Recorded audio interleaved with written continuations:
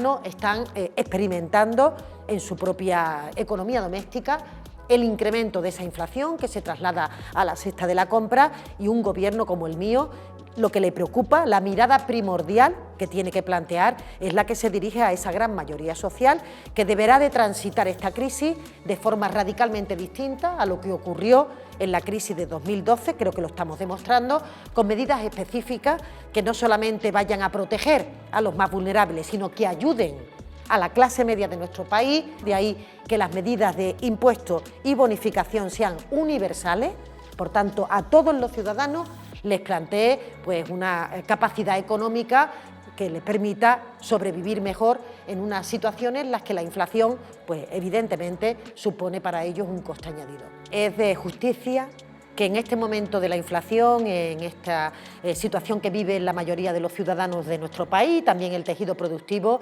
se le pida un mayor esfuerzo, un mayor sacrificio a aquellos que están obteniendo importantes beneficios con motivo de esta amenaza que tiene la economía debido a la guerra de Putin. Básicamente las empresas energéticas por el alza de los precios, la electricidad, también en los carburantes, en el gas, y por otra parte las entidades financieras, porque hay que recordar que ya se está trabajando en las subidas de los tipos de interés, e incluso sin siquiera haber empezado de forma operativa a que eso sea una realidad, ya se han anunciado por parte de las entidades subidas de tipo, fundamentalmente en las hipotecas que los ciudadanos pagan cada mes, vinculadas al variable, ¿no? Yo diría que hay que ser muy cautos en cómo se dicen las cosas y qué se quiere trasladar, porque yo no le he escuchado al señor Feijóo matizar nada. Yo le he escuchado decir que España está al borde de la recesión. Miente, y hay que decirlo con toda su contundencia.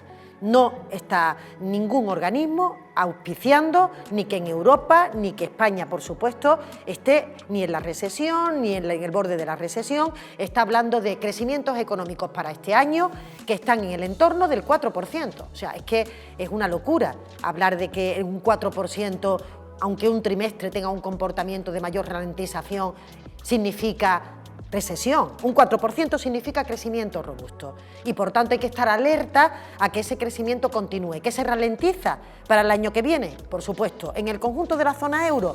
Por supuesto. ¿Que a pesar de eso los organismos le dan a España de los mayores crecimientos de la zona euro? Correcto también. ¿Que España no es el país que está teniendo una mayor inflación del conjunto de la zona euro? También es correcto, a pesar de lo que dice el señor Feijóo, que dice que somos el país con mayor inflación. Hasta 14 países de la Unión Europea tienen una mayor inflación de la que está experimentando España. Es como si alguien quisiera que nos ocurrieran cosas malas porque piensa que si eso pasa tienen más posibilidades de llegar a la Moncloa, y eso, además de ser antipatriótico, en un momento como el que viven los ciudadanos, tiene que contar con el reproche del conjunto social. Yo diría que el pacto de renta sería una magnífica noticia para el país. Esto significa que realmente pone encima de la mesa un escenario de certidumbre, de confiabilidad, con la participación y la implicación de los principales actores sociales de nuestro país, que permite transitar, insisto, una situación complicada en el incremento de la inflación y que le da, yo creo que bastante solvencia a las políticas que se puedan desarrollar en los próximos años. Para hacer posible ese pacto de renta es necesario un acuerdo en materia salarial. Y por tanto lo más importante que en este momento tenemos que procurar y posibilitar es el acuerdo en materia salarial. Si ese acuerdo se concreta, cristaliza, ahí llega a buen puerto, no hay ninguna duda que el Gobierno de España pondrá encima de la mesa también para completar ese acuerdo aquellas políticas públicas que se entienda por parte también de estos interlocutores que son importantes para redondear el círculo. Tendremos que ver con el resto de grupos políticos cuáles son las cuestiones que se puedan ir trasladando. Le insisto siempre que para este Gobierno la fiscalidad no es más que un instrumento para permitirnos realmente que los ciudadanos cada día tengan mayor justicia en materia social y para eso es imprescindible justicia fiscal. Bueno, yo creo que el Partido Popular siempre tiene dentro de sus pretensiones una mayor privatización de los servicios públicos.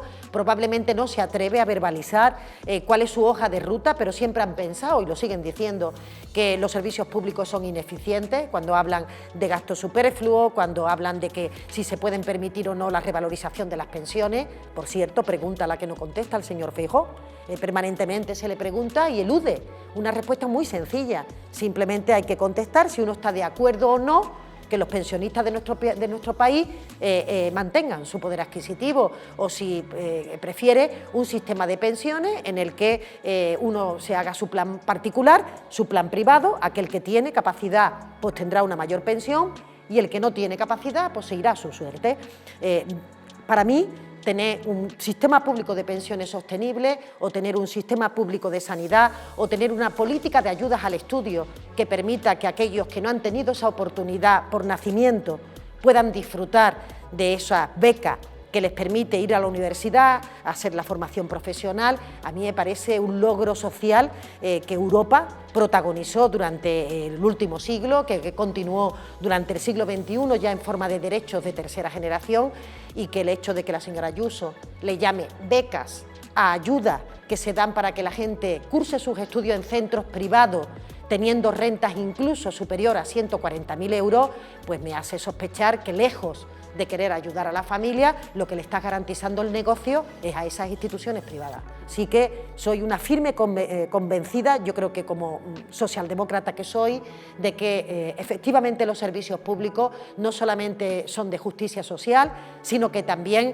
es una herramienta para ensanchar una clase media de nuestro país que tiene la capacidad de ascender justamente porque tiene cubierto una parte muy importante de una renta que estaría apalancada o que no estaría disponible si efectivamente el Estado no proveyera esos servicios públicos con los recursos de todos.